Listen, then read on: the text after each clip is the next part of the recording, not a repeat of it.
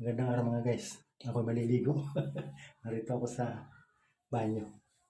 Paliwanag ko lang mo ng kaunti yung sinasabing hap mo. Kasi madalang nakakaalam nito. Ito ay secret move ng Drachma na hindi masyadong itinuro. Madalang nakakaalam. Ang hap mo po ay sabi isang dangkal mula dito. Kaya pinapractice ito dito sa kaya. Halimbawa po ako, sumuntok akong ganyan. Sinanggap pataas na ganyan ang kalaban. Ang kamay ko po ay gumaganon. Yan. Pag sinuntok ko po ganyan ang aking kamay, sinangga naman pa ganon. Ang kamay ko po ay gumaganon. Pinipitik na ganon.